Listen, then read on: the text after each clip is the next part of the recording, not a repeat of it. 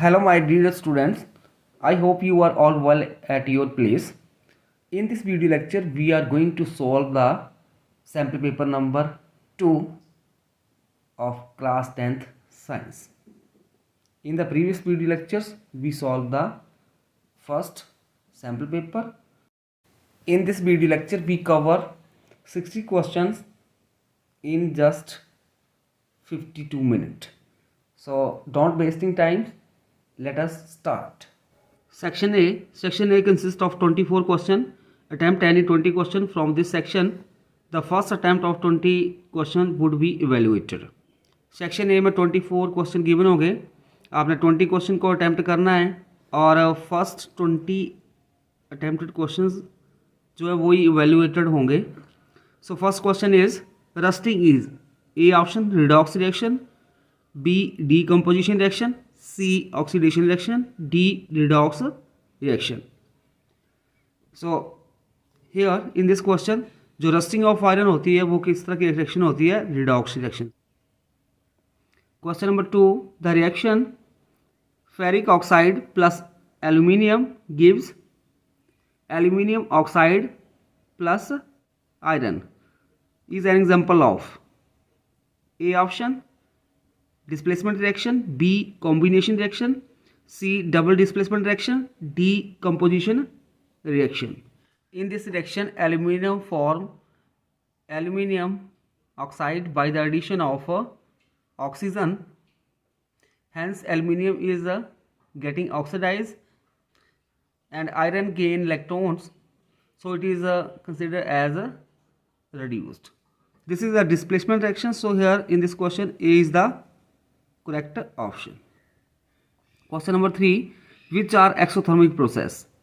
First action of quicklime with water, second dilution of concentrated acid with water, third evaporation of water, fourth one sublimation of camphor. तो जो हमारे पास ये चार processes given है, इनमें से कौन सी एक्सोथर्मिक होगी जिसमें हमारे पास हीट जो है इवॉल्व होगी? तो यहाँ पे जब हम एक्शन होगा किसका? क्विकलाइम वाटर के साथ, तो ये भी हमारे पास क्या होती है? एक्सोथर्मिक. इन दिस केस भी हीट जो है इवॉल्व होती है. और dilution of concentrated acid with water, इसमें भी क्या होगा? हमारे पास हीट जो है इवॉल्व होगी. सो here A is the correct option. Exothermic process, action of quicklime with water and dilution of concentrated acid with the water. Question number 4. Which gas turn lime water milky?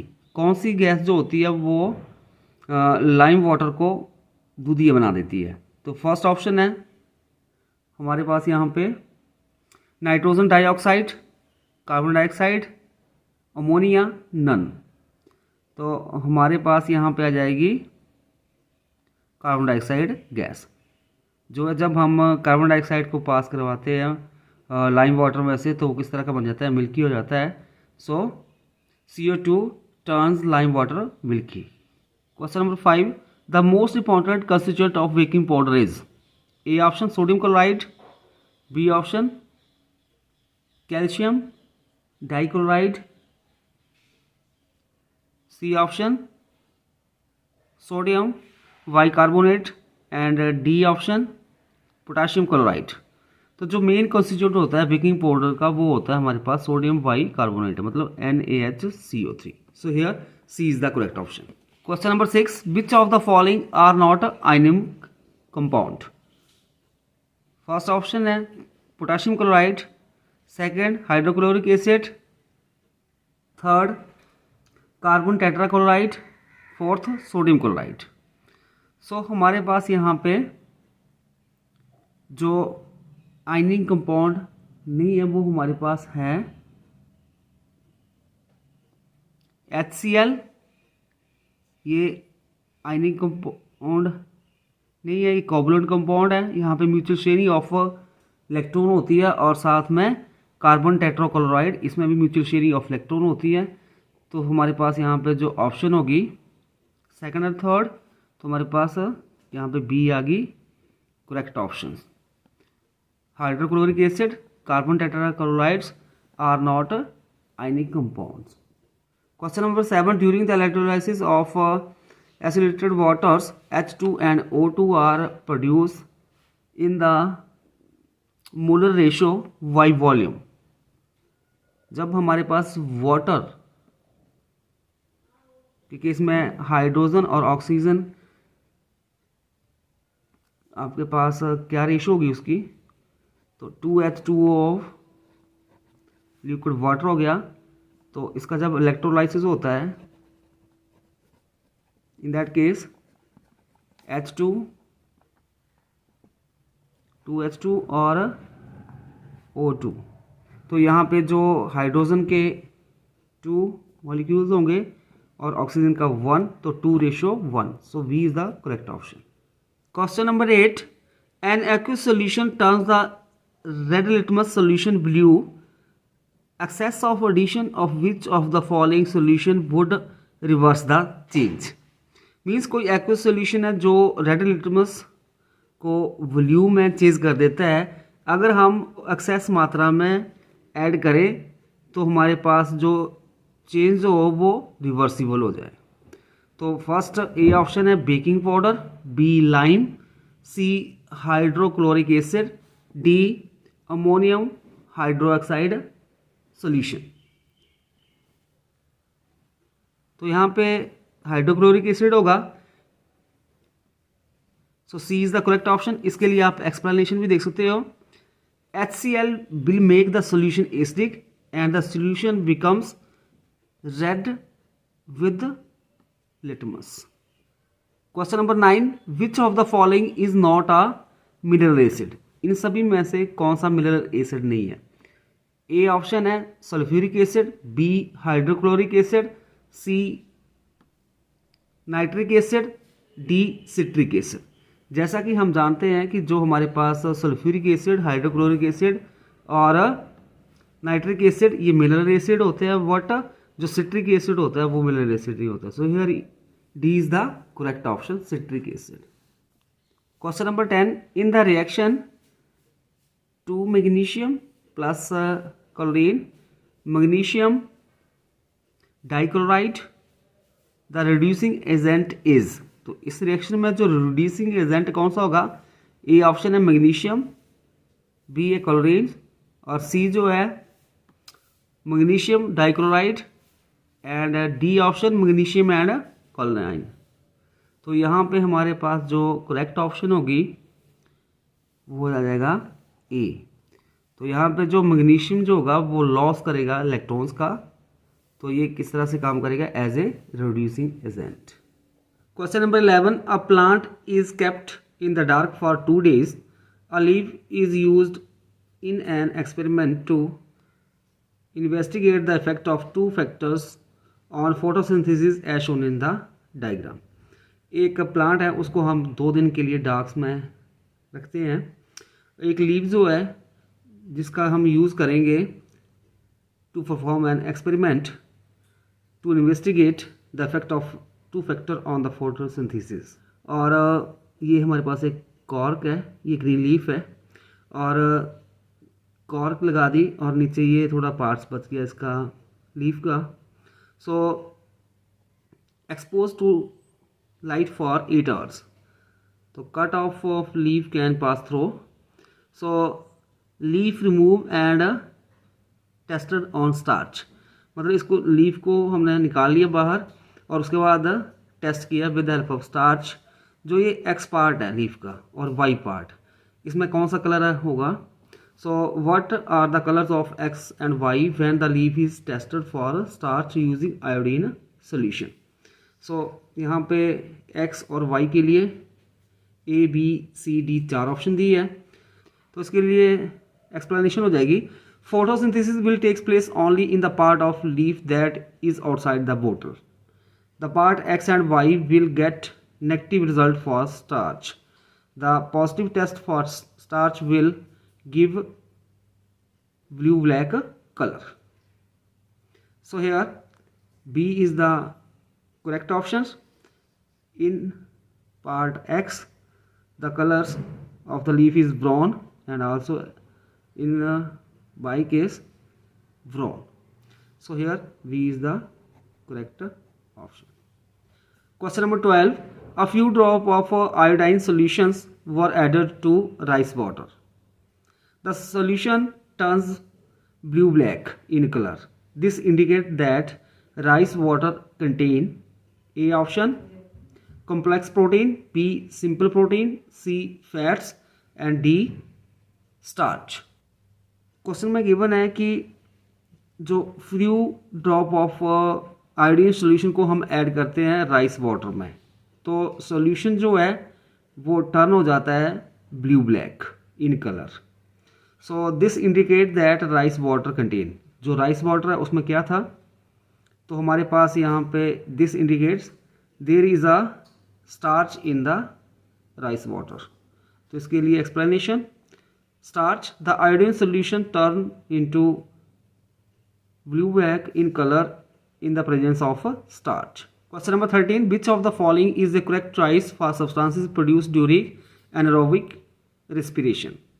हमारे पास ये नीचे table given है और इसमें हमने correct choice करनी है substances की जो कि प्रोड्यूस हो रहे हैं during anaerobic respiration. CO2, alcohol, lactic acid and water. Anaerobic respiration होगी इन दैट केस जो CO2 प्रोड्यूस होगी, यस. अल्कोहल भी प्रोड्यूस होगा, लैक्टिक एसिड नहीं होगा, नो. और वाटर जो है वो भी नहीं होगा. So here A is the correct option. Explanation, in anaerobic respiration 6 carbon glucose molecules is converted into 3 carbon pyruvate molecule. Further, this pyruvate is converted into ethanol and carbon dioxide. Question number 14. Identify the option that indicate the correct enzyme that is secreted in location A, B and C. हमारे पास एक diagram given है, इसमें first, second, third दिए हुए हैं. यहाँ पे आपने फर्स्ट के लिए बताना है कि कौन सा एंजाइम जो है सेक्रेटेड हो रहा है इन दिस फर्स्ट केस. तो इस फर्स्ट केस में हमारे पास होगा एमिलेज, सेकंड में आपके पास पेप्सिन और थर्ड में trypsin. So here in this case B is the correct option. Reason, the salivary gland secretes the enzyme in the saliva called amylase.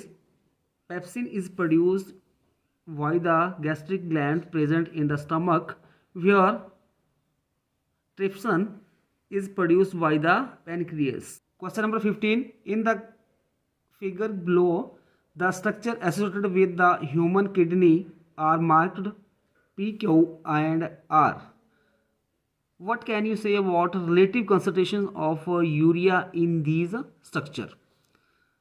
Diagram में हमारे पास ये स्ट्रक्चर है किडनी का और जो ये मार्क किया हुआ PQR, यहाँ पर यूरिया की कितनी कंसंट्रेशन होगी. Here C is the correct option. Q is always lower than R. Question number 16. Observe the diagram of the human respiratory system. हमारे पास यहाँ पे क्वेश्चन में ये रेस्पिरेटरी सिस्टम है, तो इसके बेस जो हमारे पास आगे कॉलम दिए हुए हैं, कॉलम 1 और 2, तो जो परफेक्ट मैच होगा कॉलम 1 का सेकंड के साथ वो हमने फाइंड आउट करना है. कॉलम 1 को हमने मैच करना है कॉलम 2 के साथ. सो फर्स्ट जो है, फर्स्ट के साथ हमारे पास आ जाएगा C, सेकंड के साथ D, थर्ड के साथ B और फोर्थ के साथ A. फर्स्ट के साथ C, सेकंड के साथ D, थर्ड के साथ B और फोर्थ के साथ A. तो यहाँ पे B is the correct option. Question number 17. Which of the following mirror is used eight blind corner of road. Blind corner of road जो होते हैं जहाँ पे हमारे पास जैसे तंग गलियाँ होगी या एक रोड जो है क्रॉस हो रहा है दूसरे के साथ, तो वहाँ पे किस मिरर का हम यूज़ करते हैं, तो वो हम करते हैं कन्वेक्स मिरर का. So we use convex mirror at blind corner of roads. Question number 18, parallel ray from a distance tree incident on a convex lens form an image on the screen is. तो यहाँ पे हमारे पास parallel ray of light आ रही है और convex lens है, तो उसके द्वारा जो है स्क्रीन के ऊपर जो इमेज बनेगी वो किस तरह की होगी, इन्वर्टेड इमेज होगी। सो here in this question A is the correct option. Question number 19, in an experiment to determine the focal length of a convex lens, a student obtained a sharp inverted image of a distant tree on the screen behind the lens. She over he then removed the screen and looking through the lens in the direction of the object. She or he will be A option, an inverted image of the tree at the focus of the lens. B option, no image as the screen has been removed. C, a blurred image on the wall of the laboratory. D, an erect image of the tree on the lens.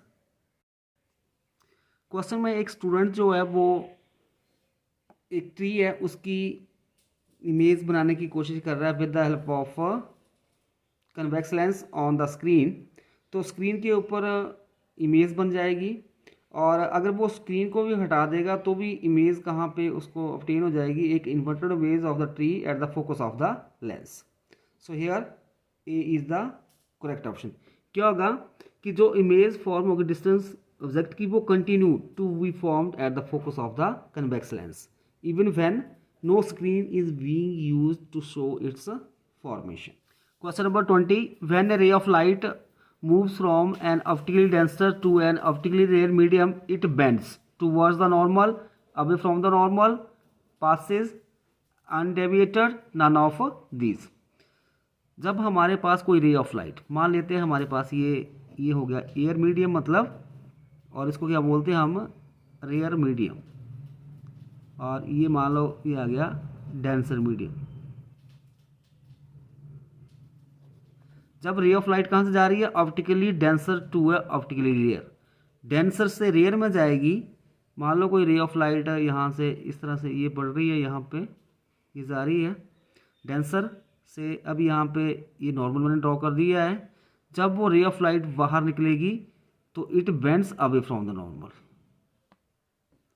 सो यहाँ पे B is the correct option, bends away from the normal. Question number 21, you are given three media, glass, air and water, having refractive indices 1.52, 1 and 1.33 respectively. Then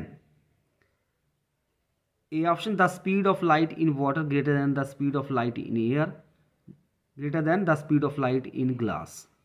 B option, the speed of light in glass greater than the speed of light in water, greater than the speed of light in air. C option, the speed of light in air greater than the speed of light in water, greater than speed of light in glass. D option, the speed of light in the glass greater than the speed of light in air, greater than the speed of light in water. We know that refractive index, it is the ratio of speed of light in air to the speed of light in medium. Means जो refractive index होता है वो inversely proportional होता है speed of light in medium के। So question में given है जो रिफ्रैक्टिव इंडेक्स है एयर का वो हमारे पास है 1, और उसके बाद वाटर का 1.33 और ग्लास का 1.52। सो एयर का रिफ्रैक्टिव इंडेक्स सबसे कम है, मतलब वाटर और ग्लास से कम है, तो जो एयर में स्पीड होगी लाइट की वो ज़्यादा होगी इन कंपैरिजन ऑफ वाटर के, और जो वाटर में स्पीड होगी लाइट की वो ग्लास से ग्रेटर देन होगी। तो हमारे पास आ गया C is the correct option, the speed of light in air greater than the speed of light in water, greater than the speed of light in glass. Question number 22, a ray of light is incident on a lens making an angle of 30 degree with the principal axis. After refraction through the lens the ray would travel. अभी हमारे पास एक ये given convex lens है और एक रे of light जो है इसके ऑप्टिकल सेंटर के ऊपर पड़ रही है। 30 डिग्री का एंगल बना रही है वो, किसके साथ, प्रिंसिपल एक्सिस के साथ। तो हम जानते हैं जब भी कोई रे ऑफ लाइट ऑप्टिकल सेंटर से पास आउट होकर जाती है तो वो अनडेविएटेड होती है, मतलब डेविएट नहीं होती है। तो हमारे पास ये सीधी पास आउट हो जाएगी। तो इफ ऑप्शन ए जो है वो है लिखा हुआ है यहाँ पे अलॉन्ग ओ बी, तो ये भी करेक्ट ऑप्शन नहीं होगी। पासिस अनडेविएटेड, तो किस तरह से होती है, पास होती है अनडेविएटेड, मतलब ये सीधी निकल जाएगी। तो here V the correct option. Question number 23, a ray of monochromatic light enter a liquid as shown in the diagram. The angle of incidence is 45, the angle of refraction is 30 degree. The refractive index of the liquid is 1.33, B option 1.414, C option 1.73, D option 2.42. In diagram जो angle of incidence है वो 45 degree है और जो angle of refraction है वो 30 degree है। और हम जानते हैं जो रिफ्रैक्टिव इंडेक्स होता है it is the ratio of sine of angle of incidence to the sine of angle of refraction. So sine I कितना है 45 डिग्री और साइन आर कितना है 30 डिग्री। और साइन 45 होता है 1/√2 और साइन 30 होता है 1/2। और this is equal to rearrange करेंगे तो हमारे पास ये बन जाएगा √2 नीचे जाएगा 2 ऊपर 2/√2। अभी थोड़ा इसको रीअरेंज कर लेते हैं। 2 को हम लिख सकते हैं √2/√2 कैंसिल हो जाएगा। We have left with this is equal to √2 और √2 की वैल्यू होती है 1.414। तो यहाँ पे हमारे पास B is the correct option. Question number 24, a ray of light incident on a prism is reflected as shown, which one of the following represent the correct path of reflected light. Question में हमारे पास ये 4 diagram दी गई हैं। इनमें जो रे of light जो है प्रिज्म में से पास आउट होकर जा रही है और आफ्टर रिफ्लेक्शन थ्रू प्रिज्म वो किस तरफ जाएगी। तो फर्स्ट ऑप्शन जो है ये करेक्ट नहीं है, ना ही सेकंड है ना third, fourth one is the correct option. जब वो रे ऑफ लाइट उसकी रिफ्लेक्शन होगी थ्रू प्रिज्म तो it bends towards the base of the prism. So मतलब ये डी ऑप्शन जो होगी वो करेक्ट होगी। Section B consist of 24 question, serial number 25 to 48. Attempt any 20 question from this section. The first attempted 20 question would be evaluated. The question number 25 is zinc react with dilute sulfuric acid to give gas. A option H2, B option SO2 and C option SO3 and D H2O. So question में given है जब zinc को हम react करवाते हैं किसके साथ, sulphuric acid के साथ, तो मतलब बन जाएगा Zn plus H2SO4 dilute, it gives zinc sulphate plus release H gas. तो here A is the correct option. When zinc react with dilute sulphuric acid it gives H2S। Question number 26. The pH of gastric juices released during digestion is A option less than 7, B equal to 0, C more than 7, D equal to 7। Means जो pH होती है gastric juices की जब वो release होते हैं during digestion तो उनकी जो pH होगी वो किसके बराबर होगी, less than 7। So here A is the correct option because lower pH is due to the presence of hydrochloric acid in the stomach. Question number 27, which of the following are present in dilute aqueous solution of HCl? A option H3O positive, Cl negative, HCl, H3O positive, OH negative, Cl negative, OH negative। Question में given है कि जो dilute aqueous solution है hydrochloric acid का उसमें क्या present होता है। सो हमारे पास जो रिएक्शन बनती है HCl plus water, this gives H3O positive plus Cl negative ions. So here A is the correct option. Question number 28, which of the following non metal is lustre. A option oxygen, B iodine, C sulphur, D nitrogen. Question में given है कि हमारे पास जो non metal जो हैं उनमें से कौन सी नॉन मेटल है वो लस्टर होती है इन नेचर। सो वो हमारे पास कौन सी है, iodine. B is the correct option. Question number 29, which of the following salt does not contain water of crystallisation. A option washing soda, B gypsum, C blue vitriol, D baking soda. The salt that does not contain water of crystallization, that is baking soda. So here D is the correct option. Question number 30, the correct order of increasing acidic strength of water, इसके लिए P के साथ note किया गया है। Acetic acid Q and hydrochloric acid R is. So जो strength होती है वाटर की वो लेस देन होती है एसिटिक एसिड के, लेस देन होती है हाइड्रोक्लोरिक एसिड के। So here in this question A is the correct option. P less than Q less than R. Question number 31 to 34 consist of two statements, assertion A and reason R. Answer these questions selecting the appropriate option given below. A option, both A and R true and R is the correct explanation of A. B option given होगी, both A and R are true but R is not the correct explanation of A. C option होगी, A is true but R is false. D होगी, A is false but R is true.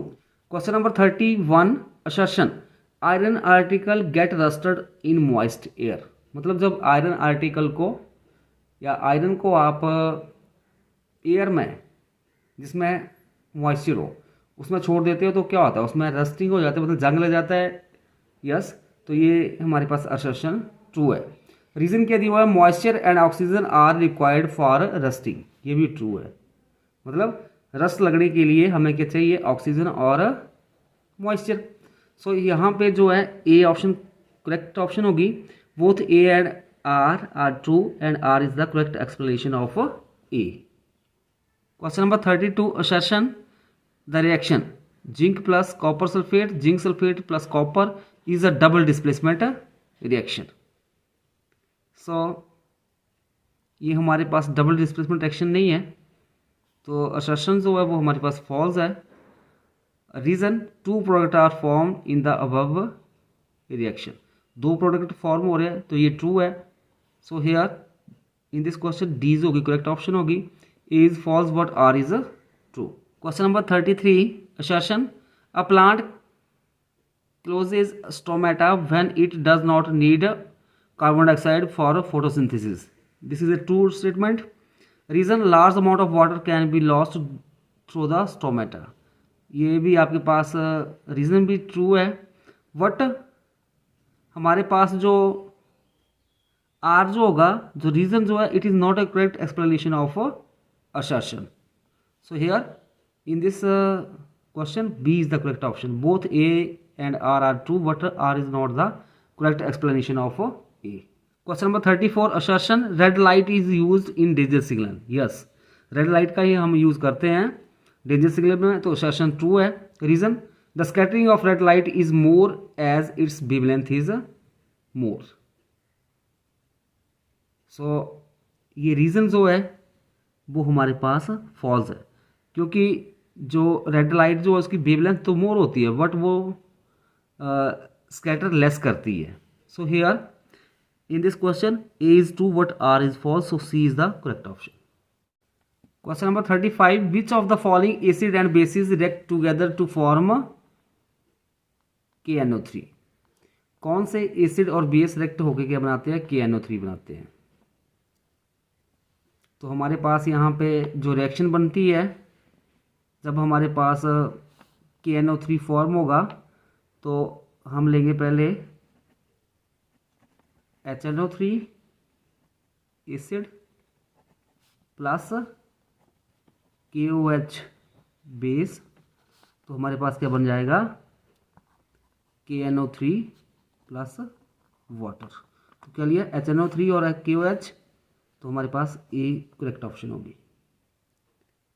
To get KNO3 we have a need of acid HNO3 and KOH base. Question number 36, single circulation that is blood flow through the heart only once during one cycle of passes through the body is exhibited by, here B is the correct option. Question number 37, the following tissue in plants is responsible for the transport of A option water, B sugar, C mineral, D water and minerals. जो following tissue होता है plants में वो responsible होता है किसको transport करने के लिए? ए ऑप्शन है वाटर या शुगर या मिनरल या वाटर एंड मिनरल। तो यहाँ पे करेक्ट ऑप्शन होगी बी शुगर। जो फॉलोइंग टिश्यू है इन प्लांट्स वो रिस्पॉन्सिबल होता है ट्रांसपोर्ट ऑफ शुगर। इसके लिए आप रीज़न देख सकते हो, food that is glucose synthesised in the green leaves or plants is transported as a sucrose to other parts of the plant through following. Question number 38, plant use completely different process for excretion as compared to animals. Which one of the following process is not followed by the plant for excretion? So here B is the correct option. They selectively filter toxic substances through their leaves. Question number 39, if the power of a lens is plus 2.d diopter, then it means that the lens is a concave lens of focal length minus 50 centimeter, B convex lens of focal length plus 50 centimeter, C concave lens of focal length minus 25 centimeter, D convex lens of focal length -25 metre. क्योंकि हम जानते हैं power जो होती है वो it is reciprocal of focal length, मतलब P is equal to 1/f हो जाएगा। रीअरेंज कर देंगे तो F is equal to 1/p, ठीक है। और पावर गिवन है प्लस 2.0 डायोप्टर, तो वैल्यू भर देंगे 1/2.0 हो जाएगा। जब हम सॉल्व करेंगे तो हमारे पास रहेगा 0.5 मीटर। अब मीटर के हम सेंटीमीटर बनाएंगे तो 0.5 को मल्टीप्लाई कर देंगे 100 के साथ, तो यह जाएगा 50 सेंटीमीटर। सो पावर आ गई प्लस में, तो किस तरह का होगा? कन्वेक्स लेंस होगा। So here B is the correct option. When power of lens is plus 2.0 dioptre then the focal length is plus 50 centimetre बन जाएगी, और लेंस किस तरह का होगा? Convex lens. Question number 40, rays from the sun are incident on a convex lens. The lens form a point size image of the sun at a distance of 10 centimeter from the lens on the other side. If for this lens the size of the image is equal to the size of the object, then this means the A option है object is placed at a distance of 40 centimeter in front of the lens. B option, object is placed at a distance of 20 centimeter in front of the lens. C option, object is placed between 20 centimeter and 40 centimeter in front of a lens. D option, the object is placed at more than 40 centimeter in front of the lens. Question में given है कि जो raise वो सन से आ रही है, कहाँ से आ रही है? वो इन्फिनिटी के से आ रही है, और इमेज क्या बनेगी उसके द्वारा? हमारे पास किस तरह की होगी? पॉइंट साइज की होगी, और कहाँ पे बनेगी? फोकस के ऊपर आके बनेगी। और जब सन जो है at a distance 10 centimetre from the lens on the other side, अगर हम वहाँ पे एक इमेज जो है उसको ऑब्टेन करते हैं और उसका जो साइज़ है equal to the size of object आए, तो इसका मतलब क्या है कि हम जो ऑब्जेक्ट है उसको प्लेस करेंगे at the centre of curvature of the lens के ऊपर। तो हमारे पास in this case the object is placed at a distance 20 centimetre in front of the lens. Here B is the correct option. Question number 41, all plants and animals including human are alive. Which of the following criteria decide whether something is live और not. देखो, जो हमारे पास plants हो गया, animals हो गए और human beings, ये सारी लिविंग थिंग्स है। ठीक है, तो हम जिंदा रहते हैं, इसके लिए जो क्राइटेरिया दिया गया है जिंदा रहने के लिए वो कौन कौन सा नेसेसरी है। फर्स्ट यहाँ पे दिया movement, maintenance, utilisation of energy, all of these. तो यहाँ पे सारा मूवमेंट भी ज़रूरी है, मेंटेनेंस भी ज़रूरी है, यूटिलाइजेशन ऑफ एनर्जी भी ज़रूरी है। So all of the above, यहाँ पे ऑप्शन कौन सी आ जाएगी, all of the above. Question number 42, match the following column. Column 1 given है और 2, कॉलम 1 को 2 के साथ हमें मैच करना है। तो करेक्ट मैच क्या हो जाएगा, यहाँ पे ABCD 4 ऑप्शन दी गई है, यहाँ पे आप देख सकते हो 4 ऑप्शन है। सो यहाँ पे जो फर्स्ट है इसका T के साथ इधर, सेकंड जो है वो P हो जाएगा,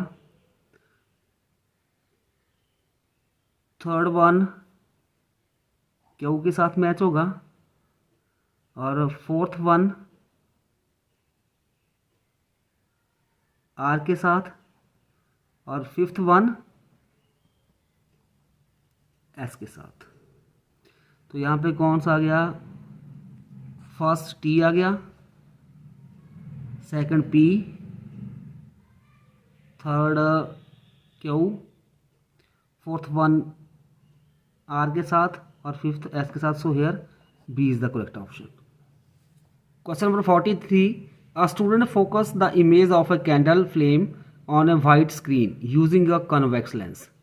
He noted down the position of the candle screen and lens as under. Position of candle 12 cm, position of convex lens 50 cm, position of screen 88 cm. The focal length of the convex lens is. एक student जो है वो focus कर रहा है image किसकी, candle की on the screen, और किसका यूज़ कर रहा है, कन्वेक्स लेंस का।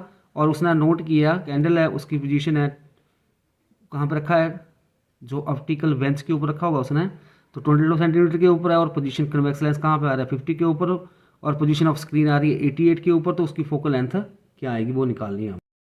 जो ये कैंडल है वो 12 सेंटीमीटर के ऊपर है, और कन्वेक्स लेंस जो है 50 के ऊपर, और स्क्रीन 80 के ऊपर। तो हमारे पास जो ये ऑब्जेक्ट हो गया और ये स्क्रीन आ गई। ठीक है, सो U जो हो जाएगा हमारे पास 50 - 12, this is equal to 38 centimetre आ जाएगा, और V जो आ जाएगा 88 - 50, this is equal to 38 centimetre. Means यहाँ पे U किसके बराबर आ रहा है, V के बराबर आ रहा है। तो हमारे पास ऑब्जेक्ट को भी हमारे पास 2F के ऊपर रखा होगा, और इमेज भी कहाँ पे बनेगी, 2F के ऊपर। मतलब वो किस तरह की बन जाएगी, सेम साइज़ की होगी। तो हमारे पास हमें पता है कि जो फोकल लेंथ होती है UF क्या हो जाएगा, उसका वो सेंटर ऑफ कर्वेचर हो जाएगा। तो ये हमारे पास आ जाएगा 38/2, this is equal to 19 centimetre. So C is the correct option, 19 centimetre. Question number 44, the focal length of the concave mirror in the experimental setup shown below is. यहाँ पे ये डायग्राम दी है, इसमें देखना है फोकल लेंथ क्या होगी concave mirror की। तो जो रे ऑफ लाइट जो है हमारे पास कहाँ से आ रही है, इन्फिनिटी से आ रही है। इमेज कहाँ पे बनेगी, वो फोकस के ऊपर बनेगी। तो यहाँ पे ये इसका फोकस हो जाएगा, यहाँ से लेके यहाँ तक डिस्टेंस जो है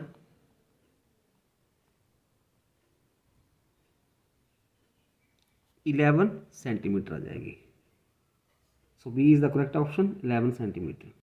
question number 45, in the given figure the optical device is.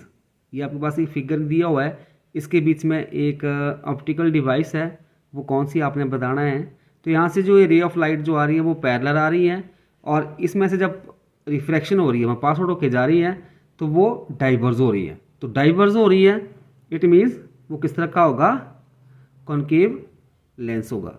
So C is the correct option, concave lens. So यहाँ पे देख सकते हो C, a concave lens diverges the parallel beam of light falling on it. Question number 46. The correct graphical representation between angle of incidence I and angle of reflection R is. जो angle of incidence और angle of reflection के बीच में graph होगा तो हमारे पास यहाँ पे स्ट्रेट लाइन ग्राफ बनता है, क्योंकि I is equal to R होता है, तो यहाँ पे ये आएगी, D is the correct option. Question number 47। A real image 1/5 the size of an object is formed at a distance of 18 cm from a mirror. The focal length of the mirror is. Question में given है एक real image बन रही है और उसका size जो है 1/5 है किसके, साइज ऑफ द ऑब्जेक्ट के, और फॉर्म हो रही है कितनी डिस्टेंस के ऊपर, 18 सेंटीमीटर फ्रॉम द मिरर से। तो उसकी फोकल लेंथ निकालनी है। यहाँ पे ए ऑप्शन दी है -18 सेंटीमीटर, बी +15 सेंटीमीटर, और जो हमारे पास यहाँ पे सी है -15 सेंटीमीटर और डी -18 सेंटीमीटर। सो इसके लिए हम देखते हैं प्रूफ।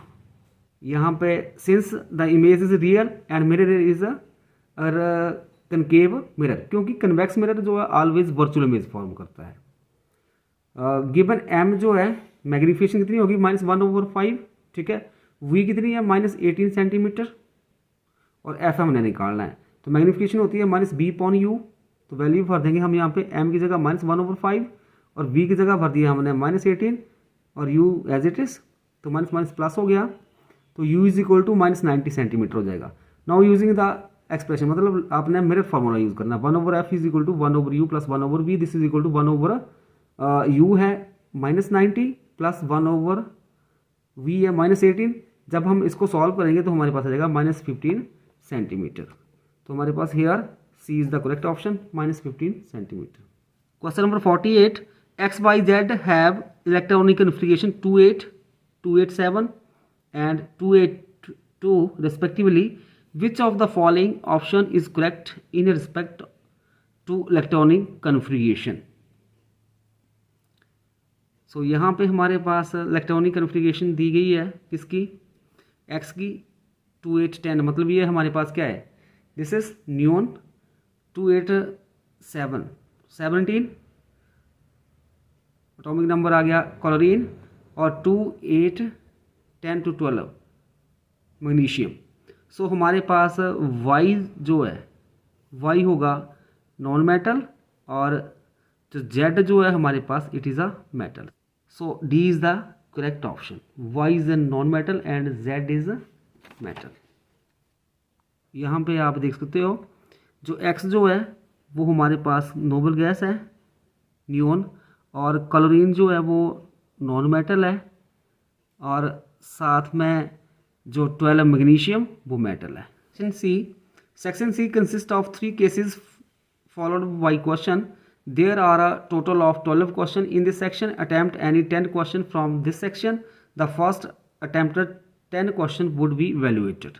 सो केस 1 जो है, when an electric current is passed through brine, it decomposes to give Cl2 and H2 and sodium hydroxide.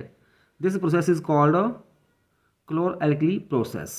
और हमारे पास इस तरह से दिया sodium chloride plus water, sodium hydroxide बन जाएगा H2 गैस और Cl2 गैस, ठीक है। H2Cl2 and NaOH can be used further to give different compounds। इस केस के बेस क्वेश्चन जो आता है वो 49, व्हाट इज ब्राइन। ब्राइन क्या होता है, A option concentrated aqueous sodium chloride solution, B aqueous potassium hydroxide, C calcium hydroxide, और डी नन ऑफ दीज। जो वेराइन होता है it is a concentrated aqueous sodium chloride solution. So here A is the correct option. Question number 50।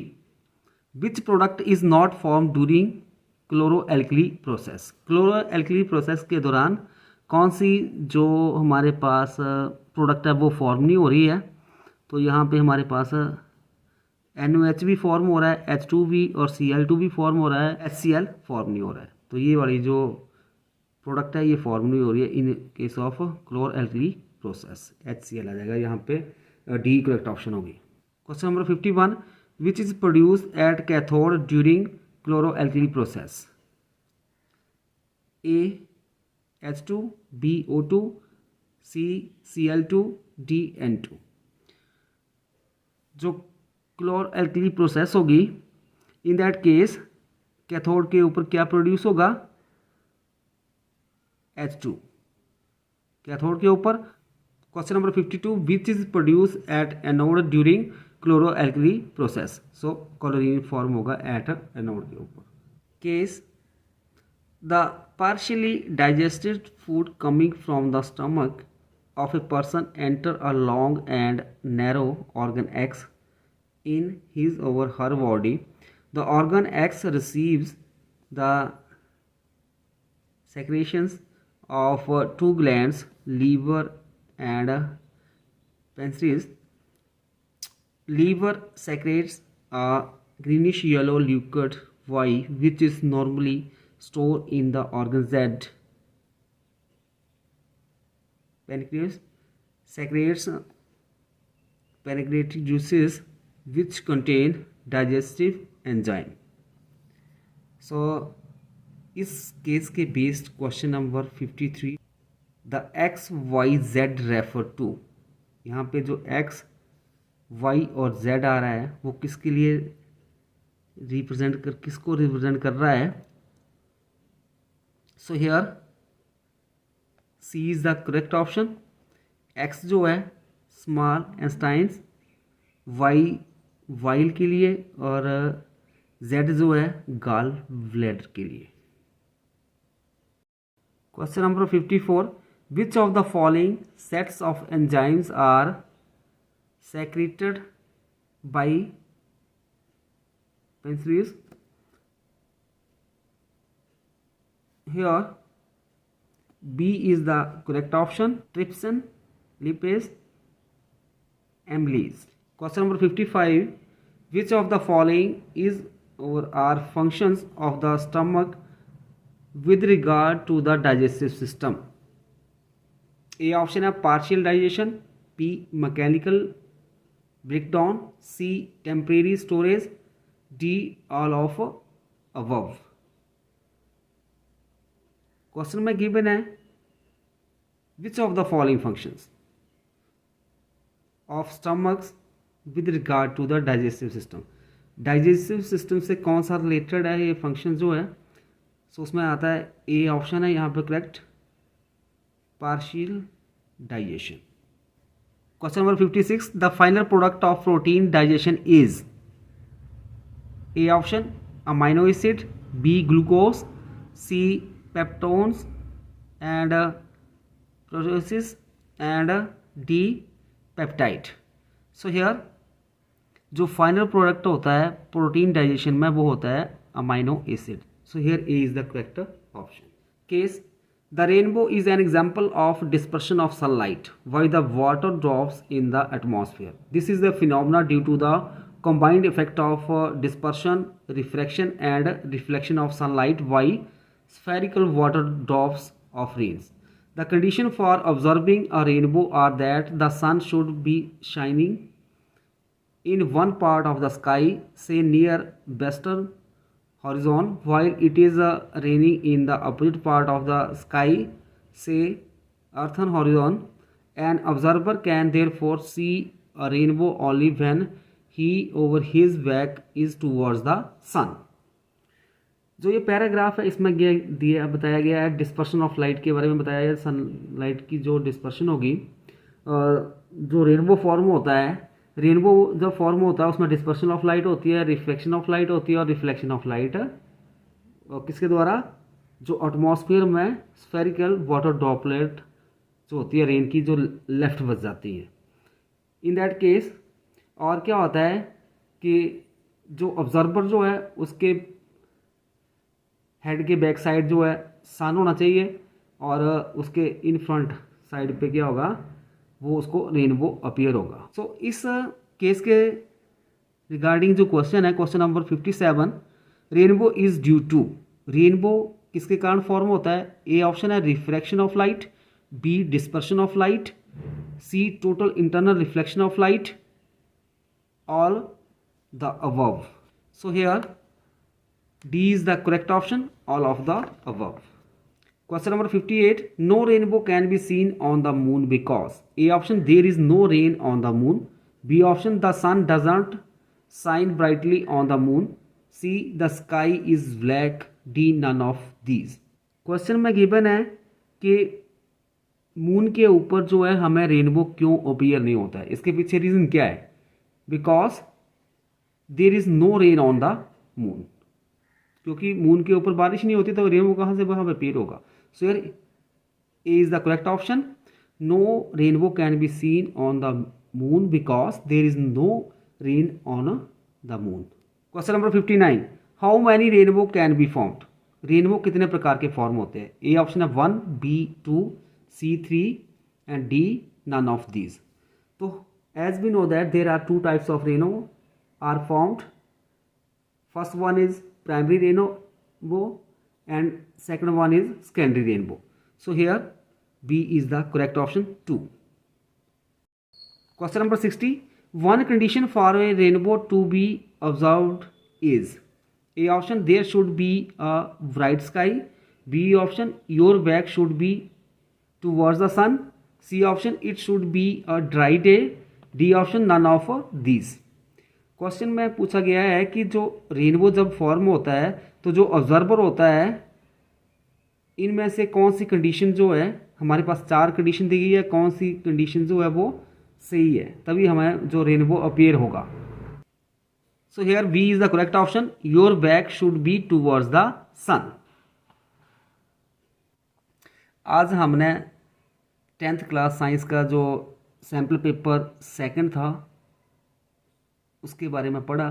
अभी जो next sample paper जो है that is sample paper number 3 वो हम नेक्स्ट वीडियो लेक्चर में सॉल्व करेंगे। अगर आप उस वीडियो लेक्चर को वॉच करना चाहते हो तो चैनल को सब्सक्राइब कर लें, जिसके कारण आपको नोटिफिकेशन मिल सके और then you are able to watch that video. Okay, thank you.